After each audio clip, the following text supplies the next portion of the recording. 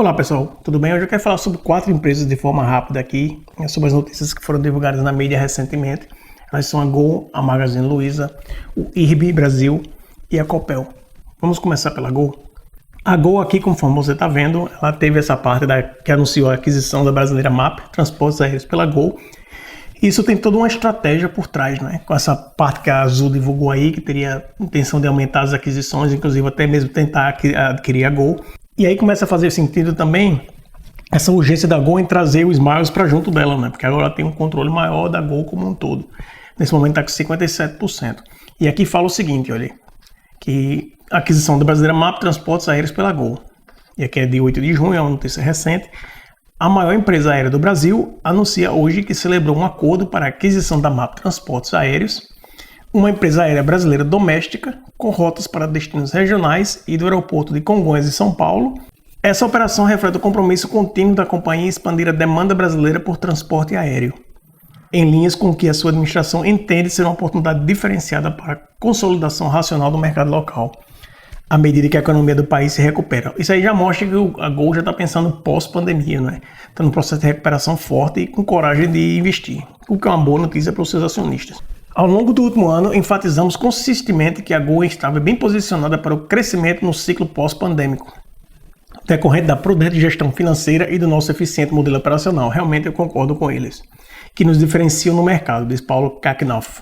Pelo menos eu acho que seja assim que se fale, CEO da empresa. Esta aquisição é um passo importante da nossa estratégia de expansão de malha e capacidade, à medida em que buscamos revitalizar a demanda por viagens aéreas, de lazer e a negócios. Assim, a companhia está investindo ainda mais no mercado de transporte aéreo regional, com destaque para a região amazônica, apoiando o desenvolvimento econômico local e fortalecendo as nossas operações no aeroporto de Congonhas. Fundada em 2011, a MAP é a 5ª maior empresa aérea brasileira, com a frota de 7 aeronaves da terra. Seja uma empresa pequena, mas tem essa aquisição tem mais um valor simbólico do que financeiro, digamos assim, para a empresa, né? Com 70 assentos que operam em rotas da região amazônica, a partir do aeroporto de Manaus, e nas regiões sul e sudeste, a partir de Congonhas, o maior aeroporto doméstico do país. A efetivação dessa transação reforçará o posicionamento de liderança da Gol em 2 das suas principais bases, com crescimento em CXH de aproximadamente 10%, por meio da adição de 26 voos diários. Assim, a companhia poderá atender novos destinos, conectando a maior cidade da América do Sul com mercados domésticos, historicamente subofertados, à medida em que as restrições resultantes da pandemia são reduzidas ou eliminadas. E esse aqui é o ponto que é interessante, que a Gol preserva a estratégia de frota única para atender essas novas rotas de forma sustentável e econômica.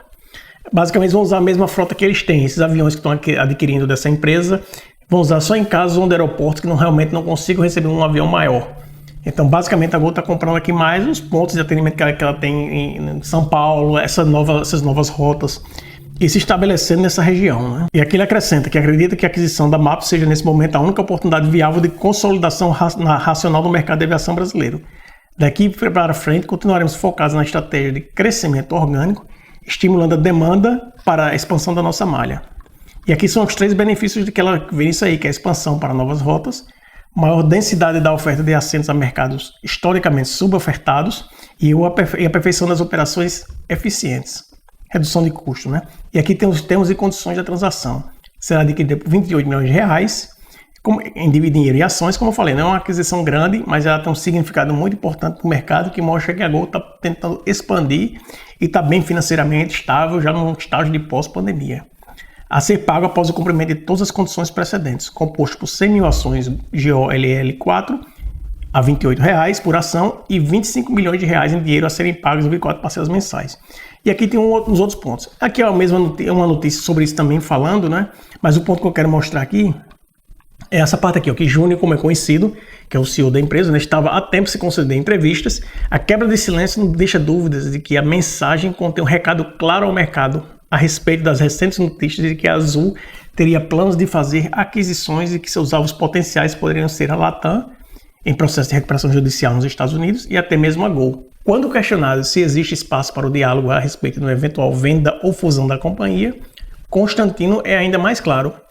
Após a incorporação da Smiles, nossa posição de controle é equivalente a 56% do capital total da Gol. Isso aí evita aquele hostile takeover, não é? Também da empresa. É um ponto muito importante para a Gol. para os acionistas, digamos assim. Não faremos aventuras de curto prazo, estamos aqui para defender a perenidade do negócio, ou seja, o valor no longo prazo. E aqui tem essa outra parte, né, que dada a concentração da família no capital da empresa, uma das maiores do setor do mundo, claro, dificilmente qualquer fusão ocorreria sem que, no resultado final, os Constantino não fossem majoritários ou os acionistas de referência. O valor de mercado da companhia está em 10,3 bilhões de reais e a Azul, por sua vez, é avaliada em 16,8 bilhões de reais. E você vê aqui que publicamente a companhia já atualizou suas expectativas para o segundo semestre de 2021, onde espera que a taxa de ocupação alcance 81%, antes dos 79% anteriormente projetados. Além disso, acredita que os custos recorrentes serão 40% inferiores ao segundo semestre de 2020. A expectativa anterior era a redução de 27%. Para dar a temperatura da recuperação, em maio, por exemplo, na comparação com maio do ano passado, ou seja, com maio de 2020, o total de decolagem aumentou mais de 400%. Ou seja, é uma empresa que está bem nesse momento, está bem posicionada para a retomada da economia, a reabertura dos voos, né, do ambiente mundial como um todo, e está tentando aí combater essa tentativa de compra da Gol por parte da Azul, ou até mesmo essa parceria, né? Você vê que ele não descarta, mas se acontecesse, eles estariam na liderança. Essa é uma coisa que pode acontecer, mas que a curto e médio prazo eu não vejo acontecendo, né? Futuro a gente nunca sabe. E aqui você tem a ação da Gol, né? O negócio era R$ 27,20. Lembre que está sendo mencionado lá um valor de R$ 28,00. Uma valorização nos últimos 12 meses de 34,39%. Isso é um salto que a empresa deu aqui nos últimos dias, né? De valorização. Ela saiu de R$ 26,50 e chegou aqui a R$ 27,66. Então é basicamente isso. É uma boa opção, uma boa novidade aí, notícia positiva para a Gol. E espero que dê certo. A próxima aqui é a Magalu. A Magazine Luiza, como você sabe, ela comunicou ao mercado, como você está vendo aqui, olha, vem a público comunicar aos seus acionistas e ao mercado em geral que celebrou um contrato para aquisição da Bit55, uma plataforma de tecnologia para processamento de cartões de crédito e débito na nuvem, construída pelo banco PS2 para processamento de seus próprios cartões. A tecnologia proprietária da Bit55 foi desenvolvida ao longo dos últimos 2 anos por uma equipe altamente especializada em produtos financeiros digitais. Com um modelo escalável, a Bit55 possui uma capacidade de processamento de mais de 2.000 transações por segundo. Não acho que é um número muito grande, para ser honesto, 2.000, não sou nenhum especialista, mas essa parte que eles falam que é um modelo escalável é importante, né? O que garante um tempo de resposta muito rápido e uma melhor experiência de compra. A Bit55 possibilita que cartões sejam emitidos e disponibilizados para uso em minutos, que é aquele que você fica no seu telefone, não é? O digital, além de oferecer toda a estrutura necessária para a gestão de um portfólio de cartão de crédito, que inclui desde o recebimento da proposta, envio do cartão, captura e autorização das transações, emissão da fatura, recebimento e consolidação automática. Com a aquisição, a Bit55 complementa os serviços oferecidos pela Hub Fintech, que poderá oferecer aos seus clientes a emissão de cartões de crédito e débito, além dos atuais cartões pré-pagos e contas digitais. A Bit55 passa a fazer parte das iniciativas de fintech do Magalu e é mais um importante passo na estratégia da Magalu de digitalização do Brasil. A conclusão da aquisição está sujeita ao cumprimento de obrigações e condições precedentes usuais desse tipo de operação. A companhia manterá seus acionistas no mercado em geral devidamente informados nos termos da legislação aplicável. É uma notícia muito boa para a empresa, mostra que a Magalu está nessa parte digital entrando muito forte. É uma parte que ajuda bastante nessa digitalização do mercado do e-commerce brasileiro e principalmente da Magalu, e tem tudo para dar certo, né? Você vê aqui o valor da ação, R$ 21,05. Valorização nos últimos 12 meses de 30,66%, no mês já cresceu 3,44%, o dividendo baixo de 0,24%. Eu vou deixar um link na descrição aqui sobre a avaliação que eu fiz do preço justo e preço teto da Magalu, para mostrar para vocês, e considerando que eu já penso nessa empresa como uma empresa de tecnologia e não apenas em uma empresa de varejo. Tá? Quando você compara, você tem que comparar já ela com a Amazon da vida e não com players locais. E claro, comparar também com a Via. O volume da empresa é bastante sólido. E aqui você tem os indicadores, né? E como eu falei, dê uma olhadinha na análise que eu fiz anterior, que você vai entender esses indicadores com um pouquinho mais de detalhe. A próxima empresa que eu quero falar é uma conhecida de vocês aqui, que é a IRB Brasil, que tem esse fato relevante aqui, que eu achei importante mencionar, apesar que é de 7 de abril, eu só queria colocar aqui novamente, que é o IRB Brasil Resseguros, e aqui menciona tudo fazendo referência ao fato relevante de 11 de maio de 2020, comunica que a Superintendência de Seguros Privados, por meio do ofício número tal, informou que o seu conselho diretor, em reunião extraordinária, realizada em 6 de abril de 2021, decidiu por unanimidade aprovar o encerramento da fiscalização especial a que se refere o artigo 89 do Decreto-Lei que estava sujeito. Para quem não conhece a empresa, a IRB é a maior empresa de resseguros da América Latina com mais de 80 anos de história. Não é? E lembrando que apesar de ter mais de 80 anos de história, o IPO dela na Bolsa foi apenas em 2017. O que é que ela faz em termos de serviço? Ela faz o resseguro. O que é isso? É o seguro feito à seguradora. Basicamente é o seguinte, a seguradora, por sua vez, vende seguros e recebe um prêmio para cada seguro vendido, né? Que é dessa forma que as seguradoras funcionam.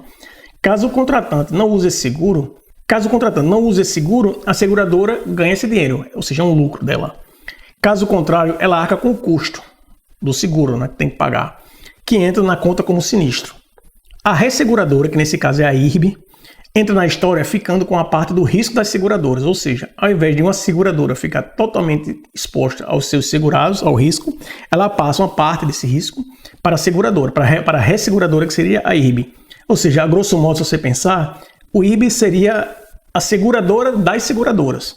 E quando você pensa nela, você tem que lembrar que ela tem um status de liderança no país, né? Ela tem mais de 45%, ela chegou a ter 45% do market share no setor. E não só no país, como em toda a América Latina.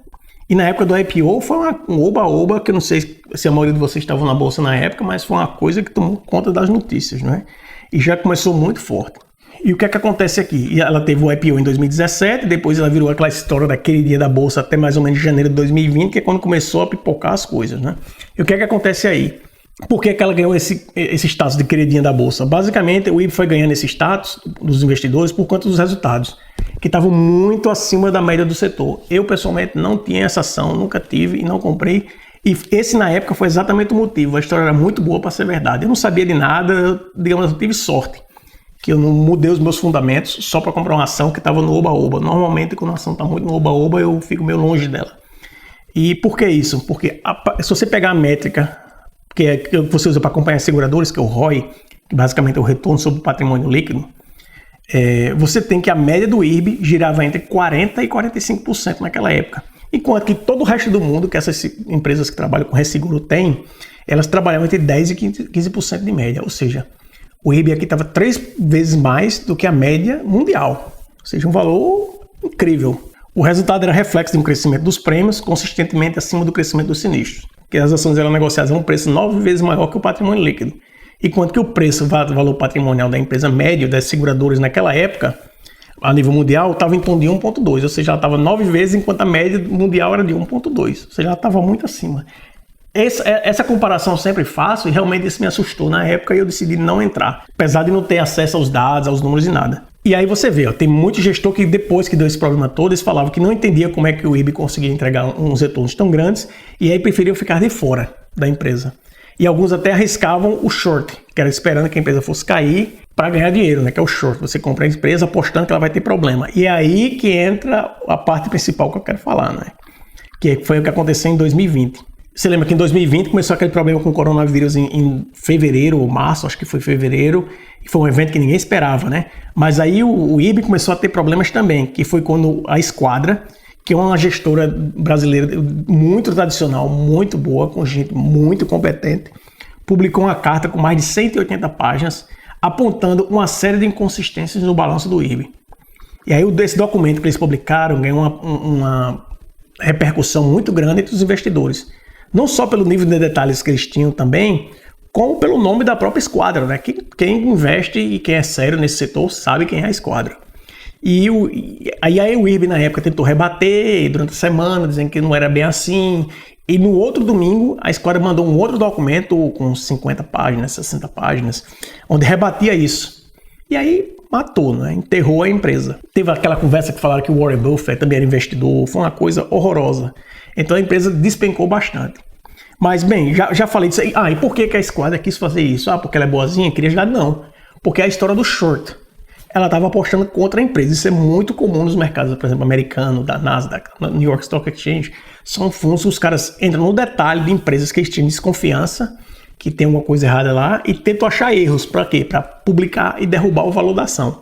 E foi isso que a Esquadra fez com a IRB e conseguiu com sucesso, né? Então esses caras devem ter ganho muito dinheiro, devem ter comprado short da empresa, publicou o relatório, a ação despencou, vendeu, deve ter ganho uma fortuna. E é tudo legal, não tem nada ilegal. Eles apontaram um erro e ganharam dinheiro. Não estão mentindo, não estão fazendo nada de errado. E aí você vem agora para o valor da ação, né? Como é que ela está atualmente? Ela está a R$ 6,09, uma valorização, a queda nos últimos 12 meses de 48%. O mês atual, uma subidinha de 1,84%, um dividendo de 2,17%. Máxima dos últimos 52 semanas de R$ 11,77. Um bom volume negociado. E aí você tem os números da empresa, né? PL negativo, um P sobre VP de 1,76.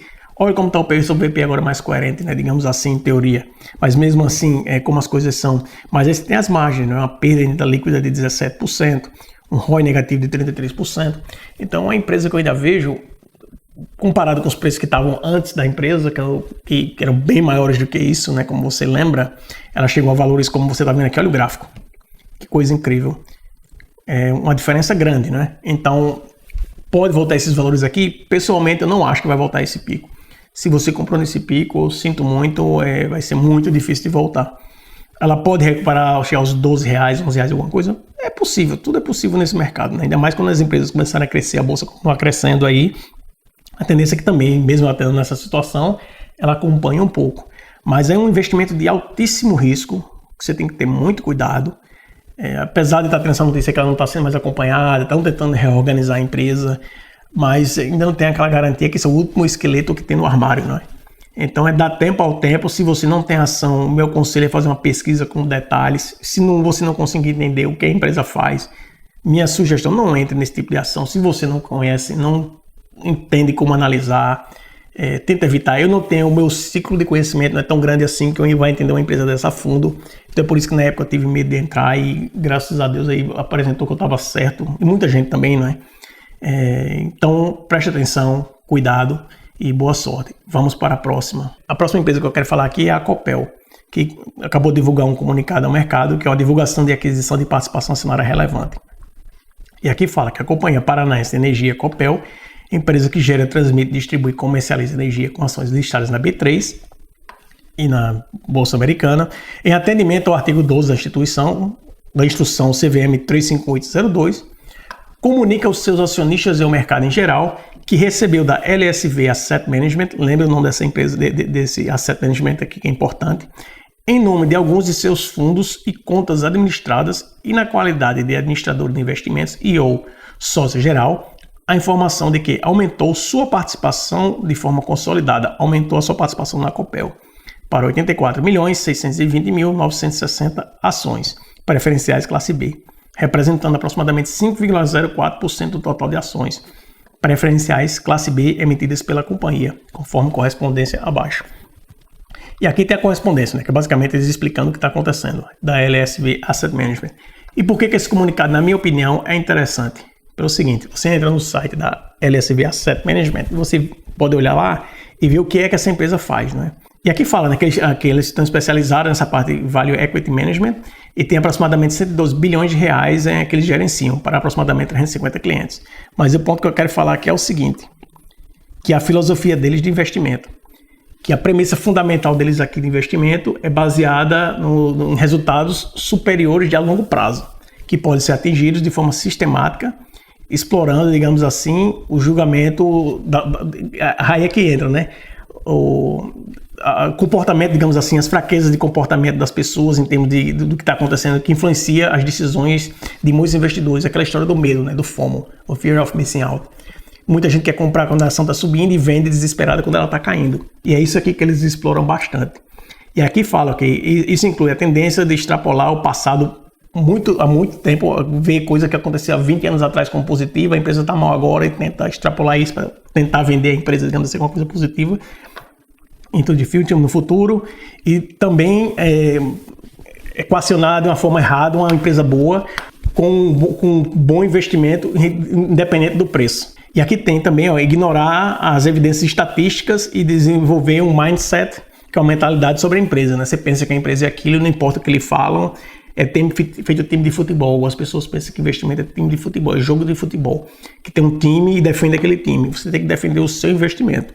Se a empresa perde os fundamentos, você sai da empresa, evidentemente. E aqui fala que eles usam, a LSV usa um modelo de investimento quantitativo para escolher empresas que estão undervalued, que estão abaixo do valor dela, da ação. Ou seja, uma empresa que está investindo na Copel porque acha que ela está abaixo do valor que deveria estar no mercado, no tempo da compra, que tem um potencial de near term appreciation, tem um potencial de valorização a curto prazo. Então eles estão investindo, esperando que a empresa vai ter uma valorização a curto prazo.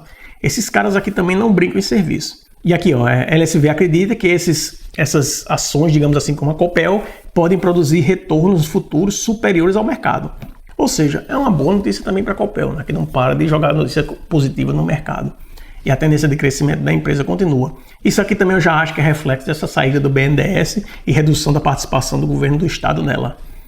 E aqui você entra no valor da empresa hoje, tá? R$ 6,28, valorização nos 12 meses de 9,22, no mês está uma queda de 1,41, o dividendo continua muito bom, a 15,42, bom volume de liquidez diária aqui, média de 55 milhões. E aqui você tem os indicadores, né? PL de 4,11, o P sobre VP de 0,89, a margem líquida de 21%, um ROI aqui de 21,72%, um ROIC de 10,77%, ou seja, uma empresa que está indo muito bem. E o CAGR da empresa aqui que tem 25,31%, não é? A empresa com uma tendência de crescimento bastante interessante. Lembrando que eu tenho um vídeo onde eu faço o cálculo do preço teto e preço justo da Copel, e vou deixar o link na descrição também para você dar uma analisada. Eu tenho um vídeo aqui sobre a Smiles, que é da Gol aqui que você está vendo. Magazine também eu tenho um vídeo que eu fiz essa análise dela. A IRB eu não tenho vídeo nenhum, se vocês tiverem interesse eu posso fazer um vídeo mais aprofundado sobre o IRB. E a Copel é a que eu tenho mais vídeos no canal, né? Eu vou deixar o link desses vídeos na descrição, se vocês quiserem assistir, fiquem à vontade. Bem, é isso, era só para dar um detalhezinho diferente dessas empresas do que foi anunciado nos últimos dias. E espero que vocês façam sua própria pesquisa antes de fazer qualquer compra ou venda. Não vá no oba-oba do mercado, não é porque a ação está subindo muito que é boa, porque está caindo muito que é ruim. Faça a sua pesquisa e veja o que realmente vale para você. Boa sorte, bons investimentos. Não se esqueça de se inscrever no canal. Até mais.